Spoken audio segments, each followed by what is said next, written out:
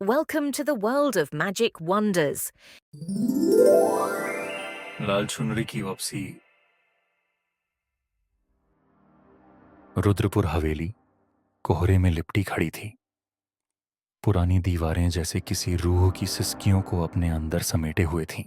उस हवेली की इकलौती वारिस दिया अपनी शादी की तैयारियों में मग्न थी। हल्दी, मेहंदी, संगीत, सब कुछ एक सपने जैसा। मगर हवेली के अंदर एक दरवाजा था, पश्चिमी कमरा, जिस पर पवित्र मोहरें लगी थीं, जिसे सालों से किसी ने नहीं छुआ। नौकरानी कल्याणी उस दरवाजे को देखते हुए बुदबुदाई, मत खोलना, मत छेड़ना उसे। दिया की मां बोली, ये कमरा बंद है और हमेशा बंद ही रहेगा। वहां सिर्फ अंधेरा है। दिया मुस्कुराई और मजाक में उस दरवाजे के पास जाकर कान लगाया। तभी अंदर से फुसफुसाहटें सुनाई दी, कुछ अनजानी आवाजें। उसी रात दिया को सपना आता है, वही दरवाजा खुल रहा है, अंदर से लाल चूड़ियां छनकती हैं।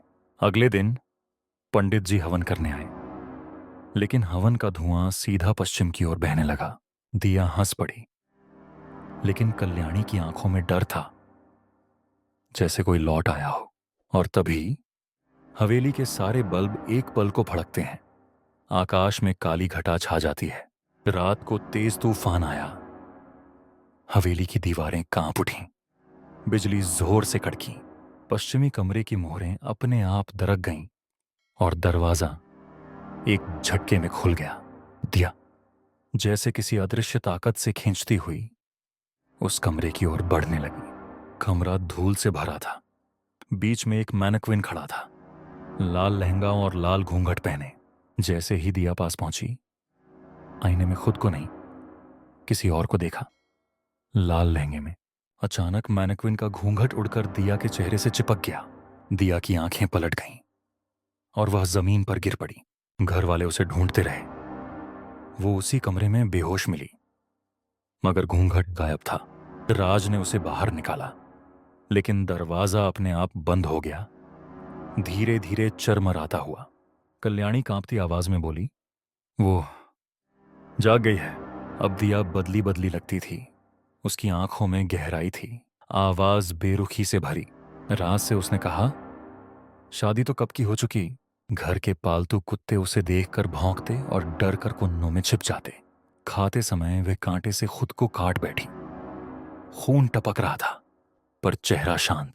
आईने में उसका अक्स कुछ पल देर से हरकत करता, हल्दी की रस्म में। जैसे ही हल्दी उसके बदन से लगती, वह खून बन जाती।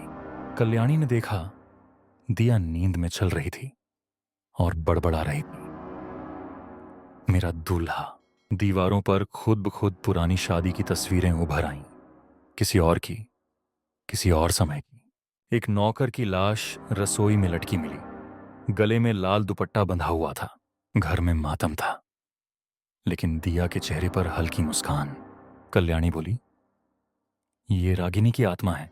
रागिनी, गरीब लड़की, जिसकी शादी राघव कश्यप से हुई थी। शादी की रात दहेज के कारण उसे पश्चिमी कमरे में जिंदा जला दिया गया। मरते मरते उसने श्राप दिया, हर डोली अब मेरी अर्थी बनेगी। उसी की राख से लाल घूंघट रंगा गया और कमरे में कैद किया गया। दिया की हथेलियों पर जली हुई आकृतियां बनने लगीं, बिना मेहंदी के। वह आईने के सामने बाल संवारती थी, मगर उसके हाथ में कंघी नहीं होती। राज को शक हुआ और उसने हवेली की दीवारों को खंगालना शुरू किया।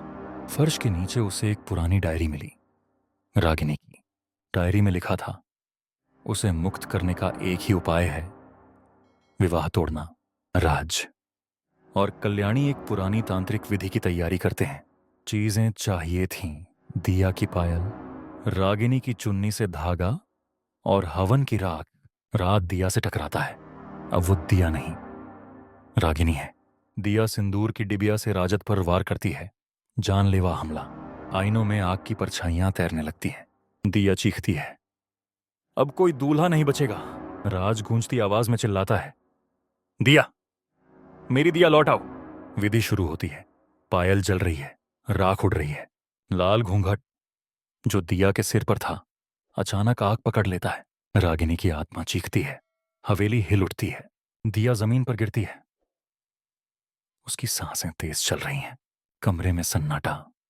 रागिनी की आत्मा राख बन चुकी है। आईने सामान्य हो चुके हैं। कोई परछाई नहीं, कोई घूंघट नहीं। राज दिया को उठाकर बाहर लाता है।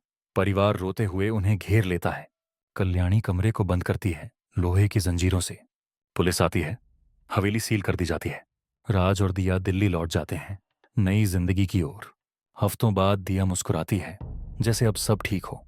एक दिन दरवाजे पर एक डिब्बा आता है, बिना किसी नाम के। खोलते हैं।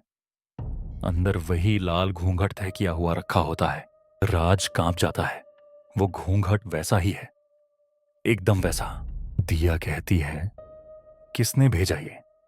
मगर उसकी आंखें कुछ छुपा रही होती हैं। रात को राजत उठता है। दिया आईने के सामने खड़ी है। आईने में उसका अक्स मुस्कुरा रहा होता है, जैसे वो कोई और है। अगले दिन दिया कुछ नहीं बोलती, बस आईने को घूरती रहती है।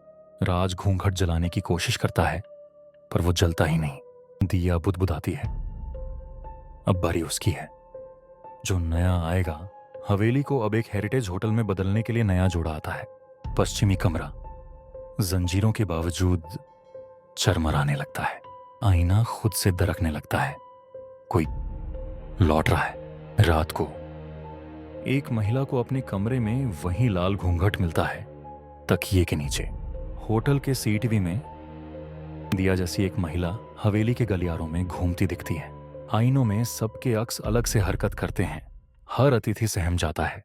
और फिर एक आखिरी आवाज गूंजती है, शादी तो अभी बाकी है। और दूर कहीं लाल घूंघट हवा में उड़ता है। ऐसे ही और वीडियो के लिए हमारे चैनल मैजिक वंडर्स को देखें।